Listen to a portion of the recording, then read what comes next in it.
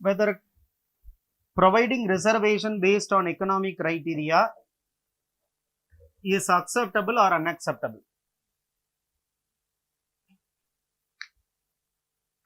Normally, we have a biased opinion about reservation. If it is helping us, we say it has to be present. If it is of no use for us, we will tell that it should not be present. But as a civil servant, you have to have something called as neutrality. Neutrality. It should be impersonal. But neutral answers will not be there in the UPSC answer. You cannot write neutral answer.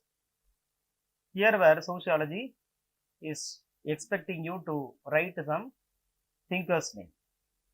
Why I stress on thinker's name? Because it should not be an impression which you create while writing that this is my personal opinion. There is nothing called personal opinion in civil services.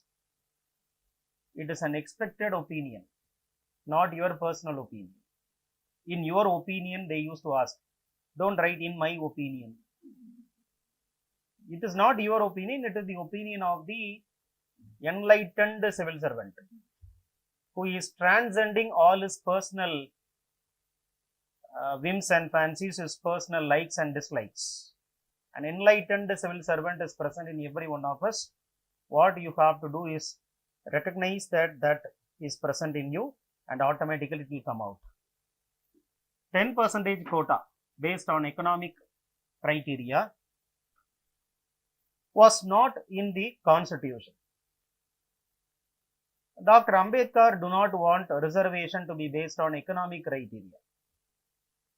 He wanted social backwardness and secondly, primarily social backwardness and secondly, educational backwardness as criterion for reservation. But the concept of economically weaker section is completely overturning this logic. It is completely overturning the rationality of reservation as contemplated by constitution. It is completely overturning the logic of reservation as envisioned by constitution. Completely overturning. It is completely changing that constitutional design itself. Dr. Ambedkar do not want reservation to be a permanent feature, and therefore it was given in the constitution that reservation will expire within a particular time period. But however, every 10-year reservation is getting extended, and there are two things happening. One is the horizontal extension of reservation and secondly the vertical extension of reservation. Now coming to the point of economic discrimination. Compensatory justice it is. What is reservation?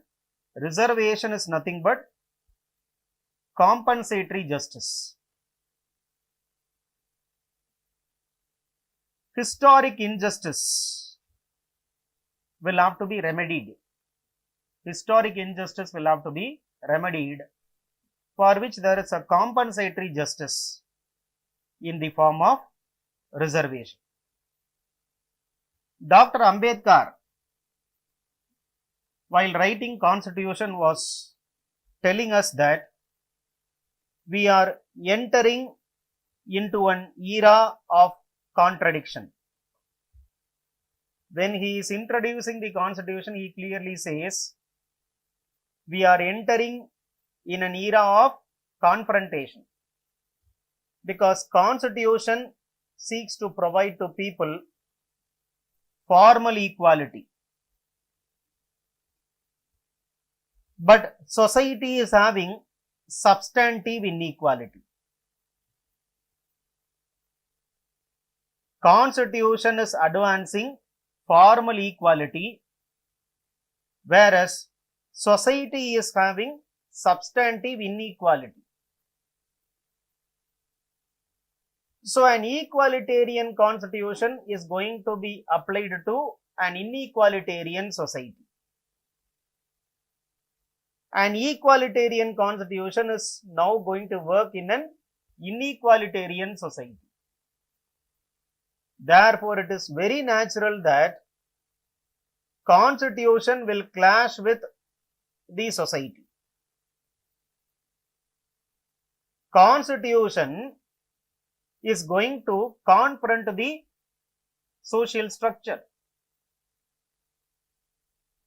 Because as we said, social structure of Indian society is based on hierarchy. But constitution gives right to equality as a fundamental right for all. Caste-based discrimination is unconstitutional. Those who were discriminated in the past, they have a right against discrimination. Article 15 gives right against discrimination as a fundamental right. Article 16 gives right against discrimination as a fundamental right. He also, Dr. Ambedkar also says, reservation will not automatically end discrimination. Reservation is not going to end discrimination automatically. India needs to have a bridge to convert formal equality to substantive equality. Formal equality should be connected to substantive equality. Formal equality should be connected to substantive equality. Dr. Ambedkar says political equality without social equality or economic equality will be hollow. Democracy will become very hollow if you have political equality only without social and economic equality. Therefore, in part 3 he was providing for political equality, and part 4 he was giving importance to economic and social equality. And which is why part 3 and part 4 they are called as the conscience of the constitution. It is called the conscience of the constitution. Economic reservation is highlighting two important changes in the policy of affirmative action. There are two important changes introduced because of this economic reservation. The policy of affirmative action is facing two important shifts. The first shift is caste is no longer necessary indicator of economic. Caste is no longer a necessary indicator of social backwardness. Caste is not necessarily indicating social backwardness. This is the first shift, because constitutional policy of reservation says caste is an indicator of social backwardness, but economic reservation is overturning this logic. It says caste is necessarily not an indicator of social backwardness. And number two, reservation is not merely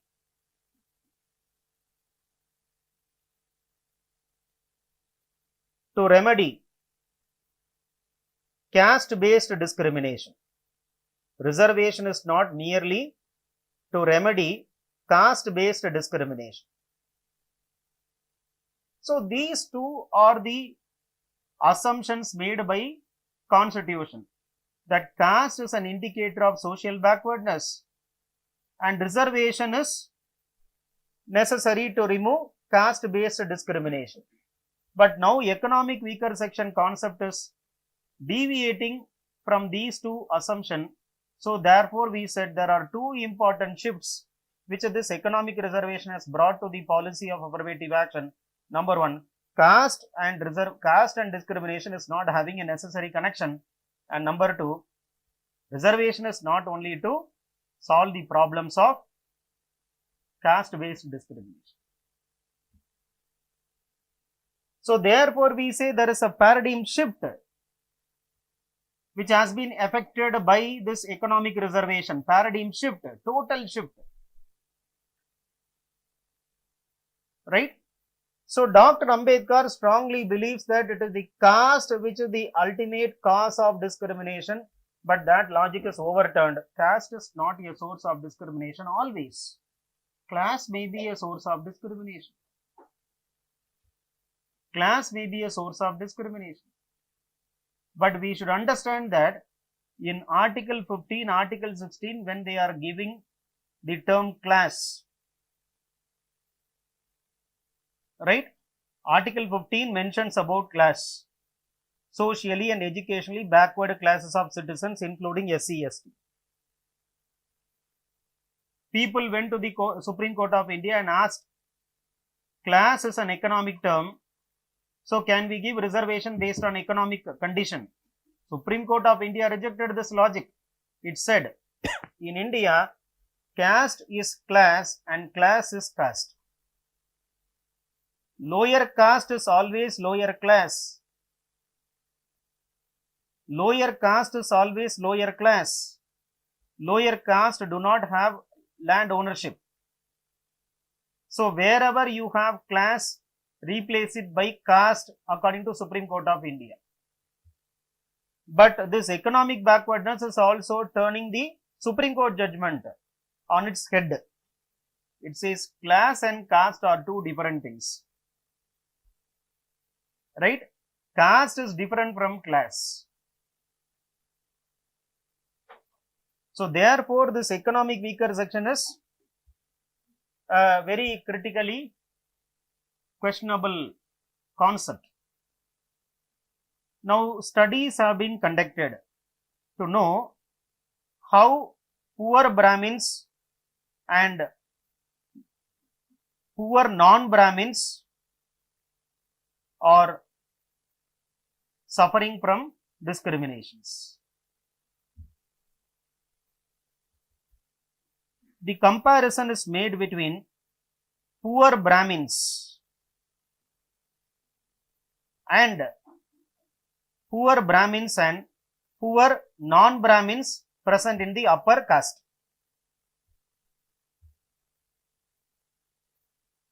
Poor Brahmins versus poor non-Brahmins in the upper caste. It is found that in 2005, poor Brahmins earned 73% of average income. Poor Brahmins earned 73% of average income of poor non-Brahmins belonging to upper caste.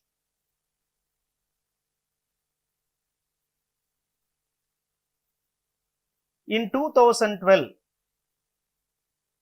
this gap got bridged and there is no difference in the income earned between the poor Brahmins and the non-poor Brahmins and the poor non-Brahmins.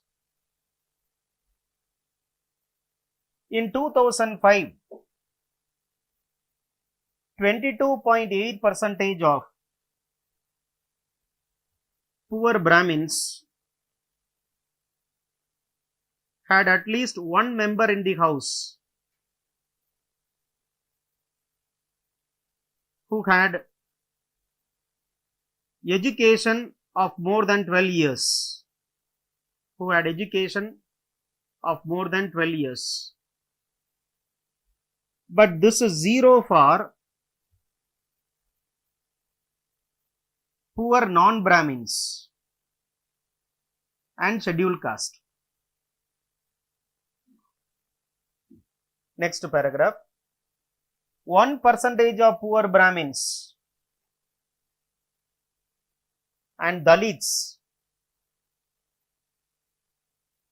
were in government jobs.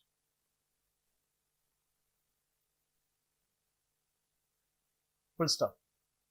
Right? So, which means that 1% of Dalits and 1% of Brahmins are there in the government job. As far as the government job is concerned, Dalits representation and Brahmins representation is almost same.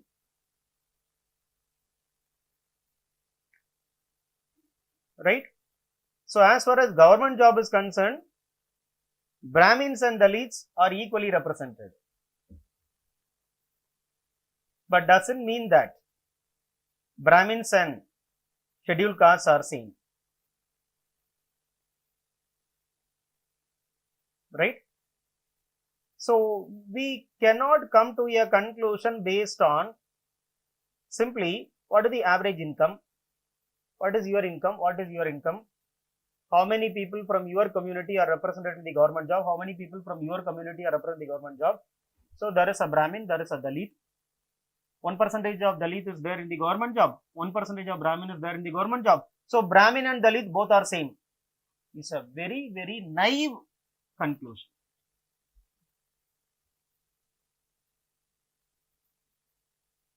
Why Dalits and Brahmins representation in government job is almost same? Because reservation policy based on caste.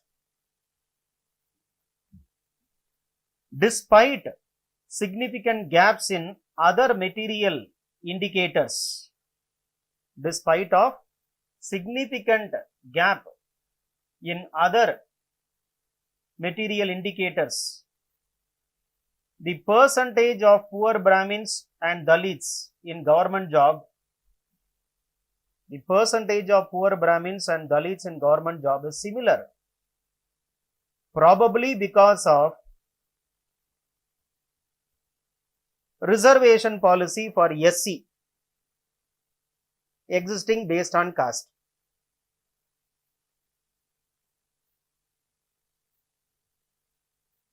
Next paragraph, scheduled caste income increased more than the Brahmins.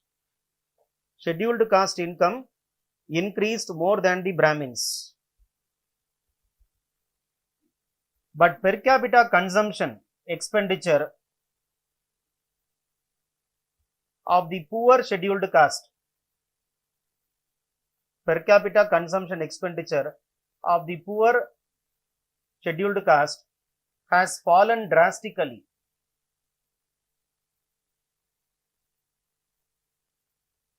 So what is seen simply is that Brahmins and Dalits, they are on par with each other. Like you are giving reservation to Dalits, you have to give reservation to the poor Brahmins, because Dalits are earning more than Brahmins. And that is the law, that is the reason for coming out with reservation for economic weaker section. But the problem is, even though the income of Dalits are increasing, but if you look at the expenditure which is incurred by the Dalit family to consume, the consumption expenditure incurred by Dalit family is falling. So income may be more for Dalits, but consumption is more for the Brahmins, not the Dalits. And they have come up because of reservation. Since you have given them caste-based reservation, today they are having 1% reservation, 1% representation in the government job. But that should not be taken as a logic. It is a very wrong theoretical footing to have economic based reservation, because you are reducing all problems to class. This is determinism. This is determinism. Just because somebody is earning more income doesn't mean that they have a higher status in the society. So reservation policy should be based on, if economic criteria, Dr. Ambedkar knows that reservation will be extended to many, because when India got independence, 85% of Indians were poor. If you give reservation based on economic terms, probably you have to extend reservation for all 100% of Indians. He knew that economic deprivation is only a manifestation of Social deprivation. You are not having freedom to choose your occupation. Lower caste people were not given freedom to choose their occupation, which is why right to choose occupation is a fundamental right under Article 19(1)(g). So caste is in the bottom line of all types of deprivation, whether it is educational deprivation or it is economic deprivation or it is political deprivation. Reducing deprivation to economy will lead reservation to continue for all times to come. Reservation will become a permanent feature. Dr. Ambedkar wanted reservation to be a temporary solution. He never wanted it to be permanent. If you make reservation based on economic criteria, it will become a permanent concept because economic poverty is relative. It is not absolute. As long as rich people are there, poor people will be there. Rich and poor will be always present in the society. So if you give reservation based on rich and poor, reservation will continue for all times. Dr. Ambedkar wanted reservation to be only for a specific time period. So reservation will become permanent, which was not the idea of Dr. Ambedkar. Now we cannot simply compare economic criteria to come to an understanding about the status of Dalits and Brahmins. Dalits are lynched. Dalit lynching.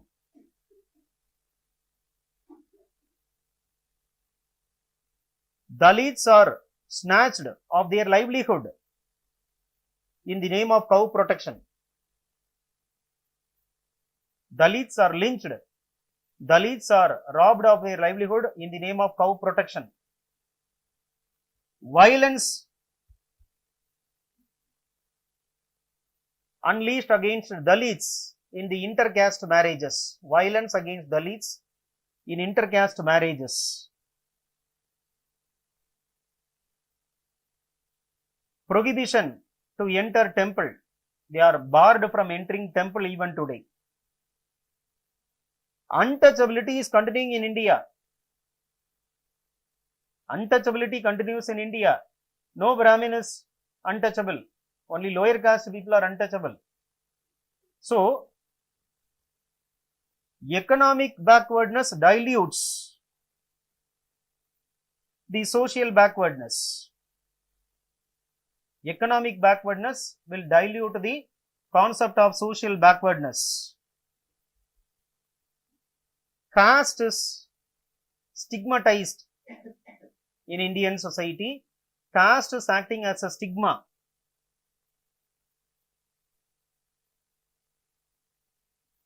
So, it is just deviating from the social evils which were perpetuated in the name of caste system for thousands of years.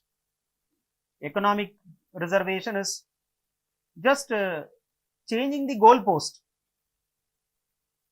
It is doing only this, that it is changing the goalpost. The real problem is socially created backwardness. And caste is the most important determinant of the person's position today in society. Excepting rural areas, 70% of population living in urban area, they are living in a world of caste. Maybe city may live in the world of class, but villages, 70% of India population is living in the caste, world of caste, not the world of class. So class cannot simply replace caste.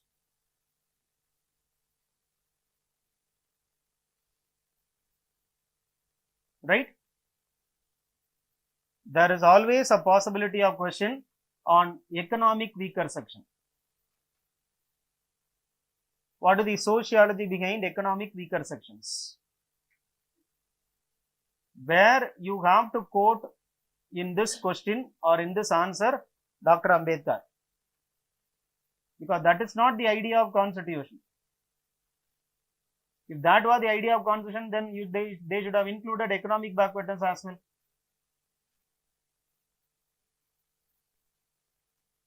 So the policy of affirmation is going for a very paradigm shift.